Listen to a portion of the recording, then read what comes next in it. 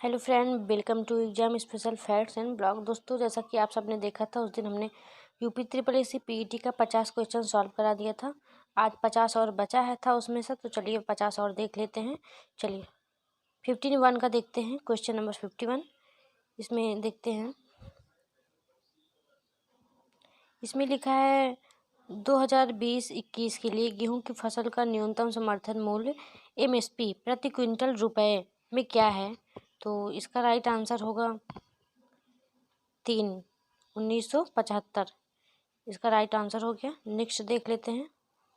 Next, miss world का खिताब जीतने वाली पहली भारतीय और एशिया महिला का नाम। Very very important question. इसका राइट आंसर है Reita Faria. Reita Faria. Next, Dubai international cricket stadium में कौन सी टीम इंडियन प्रीमियर लीग 2020 की चैंपियन बनी। Right answer is Mumbai Indians. Right answer is Mumbai Indians.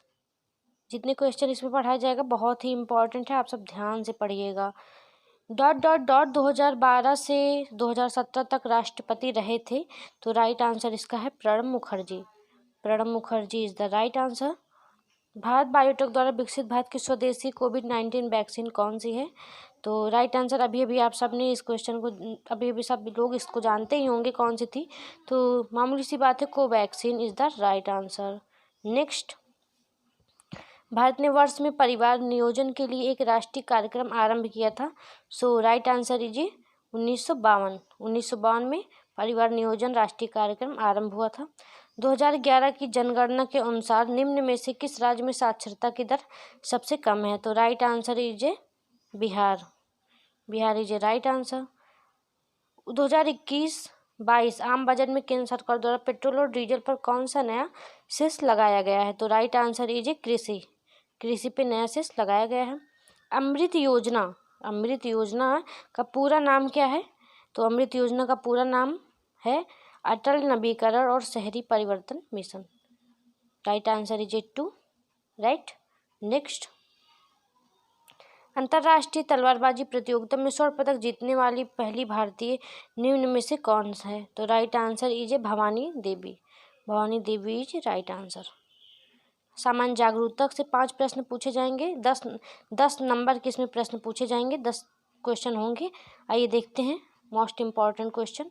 Dada Saheb Phalke पुरस्कार पाने वाले प्रथम व्यक्ति का नाम। तो प्रथम व्यक्ति is Devika Rani. Next, the life divine नामक पुस्तक के लेखक कौन है। Right answer is Shri Aurobindo. Shri Aurobindo is right answer. Next, निम्न में से कौन सा विकल्प तमिलनाडु से जुड़ी मार्शल आर्ट का एक रूप है। तो right answer is Silambam. Next, राष्ट्रीय एकीकरण की दिशा में योगदान देने के लिए कौन सा पुरस्कार दिया जाता है।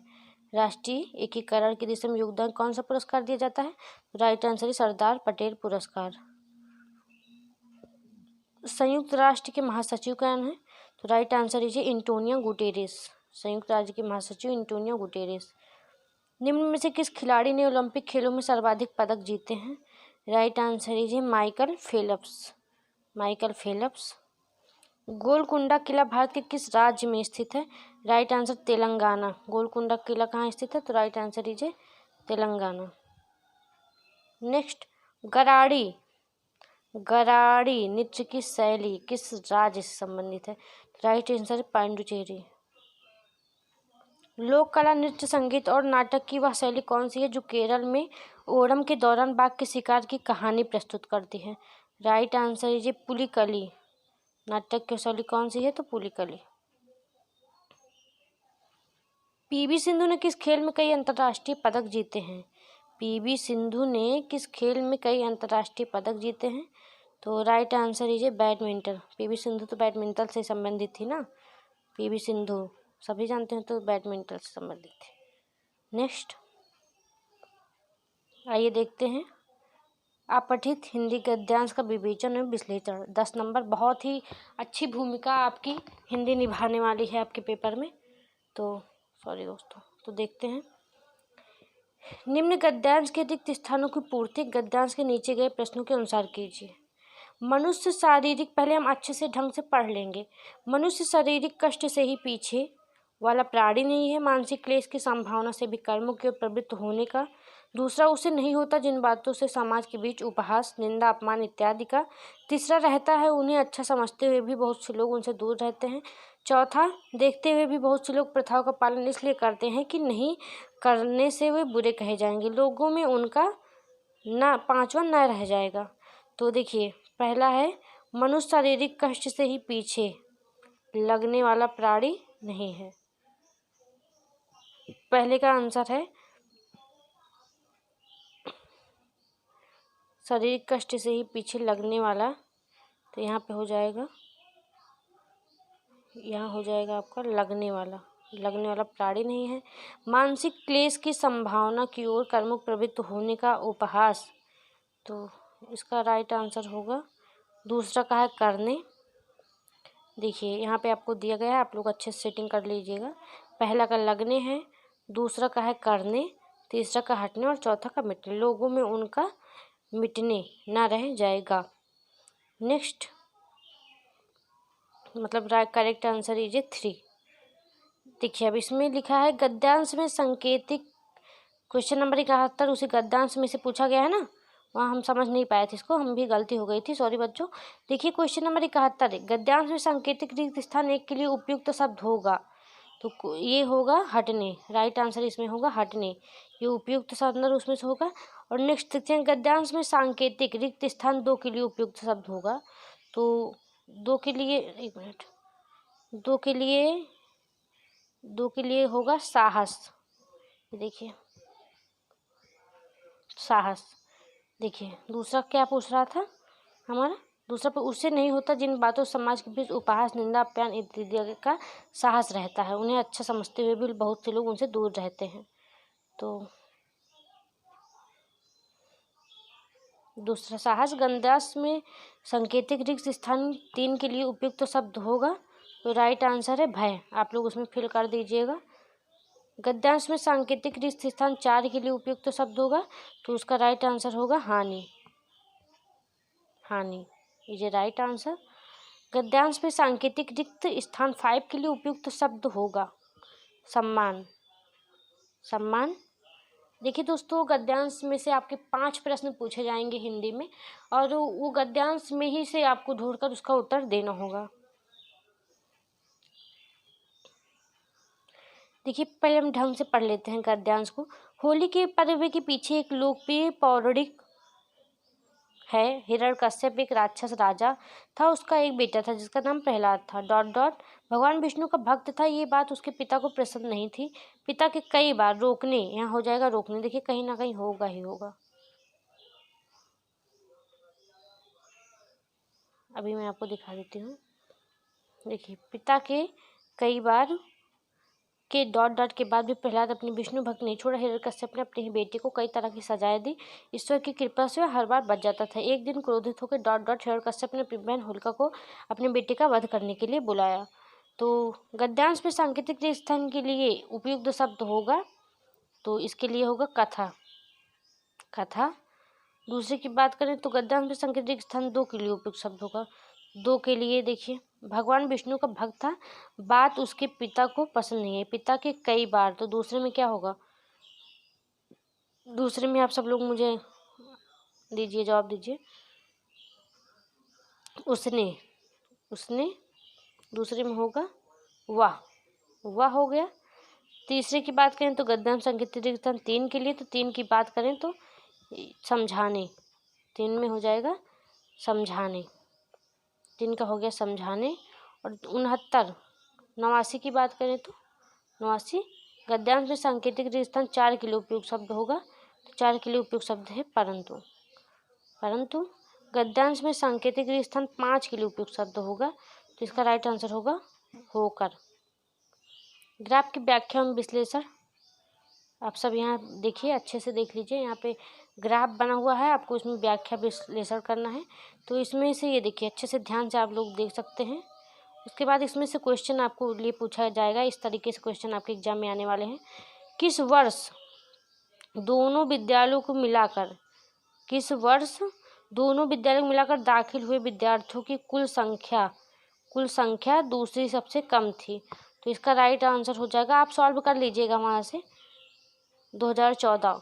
मैं आंसर बता दे रही हूँ, आप सब इत्मीनान से बैठ करके अभी आप सब पहले देख लीजिए, समझ लीजिए, आंसर जान लीजिए, उसके बाद आप सब बैठ के आराम से क्वेश्चन को सॉल्व जरूर कर लीजिएगा दोस्तों।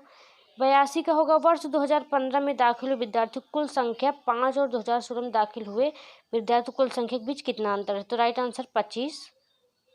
सॉल्व जरूर कर लीजिएगा क्वेश्चन बच्चों। वर्ष 2013 में स्कूल ए में दाखिल हुए विद्यार्थियों की संख्या और वर्ष 2016 में दोनों स्कूल में दाखिल विद्यार्थियों की कुल संख्या, देखिए पहला है 3:17 और दूसरा होगा 4:19, 4:23, 21:5। तो बच्चों राइट आंसर इज 3, 4:23।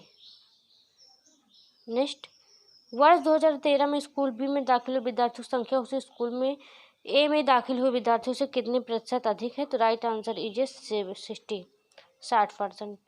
नेक्स्ट, 2013 से 2016 तक स्कूल बी में दाखिल हुए विद्यार्थियों की संख्या का औसत कितना है? तो आप सब सॉल्व करते जाइएगा, आंसर जान लीजिए, 42.5। ग्राफ जरूर पढ़िएगा क्योंकि 10 नंबर का पूछा जाने वाला है। इसमें है 5 अलग गांव में बच्चों की संख्या के प्रतिशत, तो छात्रों की कुल संख्या 2000। ओके, गांव ए से गांव सी की कुल बच्चों की संख्या का अनुपात क्या है? तो राइट आंसर इज 2, 1:3, 1:3।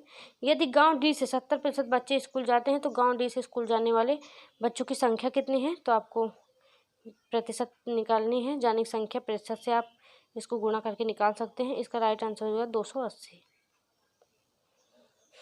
गांव डी और ई के बच्चों की कुल संख्या कितनी है? तो पहला है 1100, 1200, 1145, 1400। तो राइट आंसर इज 1100।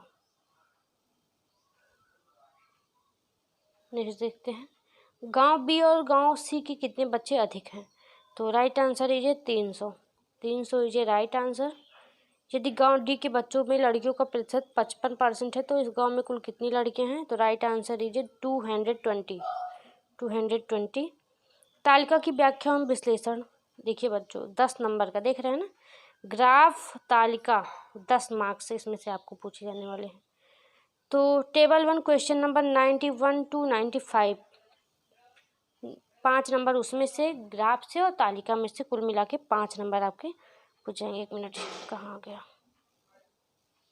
1 सेकेंड बच्चों, कंप्यूटर भी भाग रहा है आज।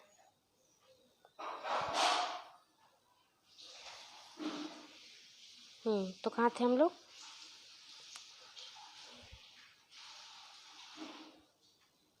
हाँ, यहाँ पे थे। तो तालिका का अध्ययन करें, उसके आधार पर प्रश्न का उत्तर दें। तो आइए देखते हैं, दिए गए वर्षों में प्रतिवर्ष एक कंपनी का व्यय लाख रुपए में, देखिए सब दिया गया है, ऋण पर ईंधन और सब दिया गया है। तो आप इसमें से क्वेश्चन पढ़ करके सॉल्व करके अच्छे से इजी तरीके से निकाल सकते हैं आंसर।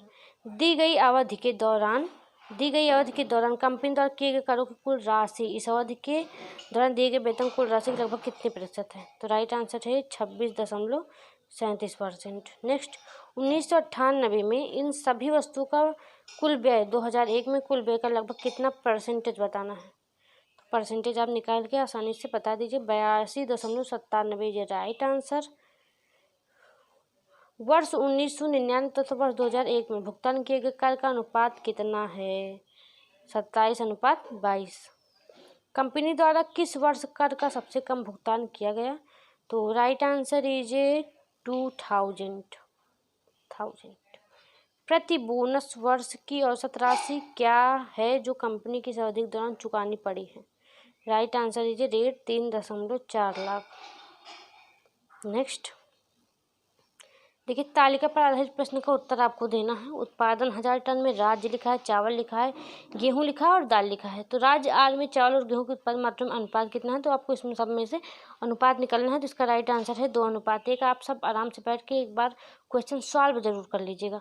किस राज्य में दालों का उत्पादन सबसे अधिक था? तो right answer is P is right answer. राज्य पी में चावल का उत्पादन राज्य आर की तुलना में कितने प्रतिशत कम है? तो राइट आंसर इज 25%, 25%। राज्य टी में गेहूं और दाल की पैदावार का अनुपात क्या है? Right answer 4:3। सभी 5 राज्यों में चावल का औसत राज्यों में चावल का औसत उत्पादन 1000 टन में कितना था? 1000 टन में कितना था? Right answer is 46। Thank you दोस्तों। आई होप आप सबको मेरी वीडियो अच्छी लगेगी। डेली प्रैक्टिस सेट सॉल्व करने के लिए आप सब समय पर हमारे चैनल को लाइक, सब्सक्राइब, शेयर करिए, ताकि समय समय पर हम आपको पूरा अनसॉल्व अच्छे से कराते रहें और आपको बहुत ही आसानी से पेपर में आप सब नंबर पा जाएं।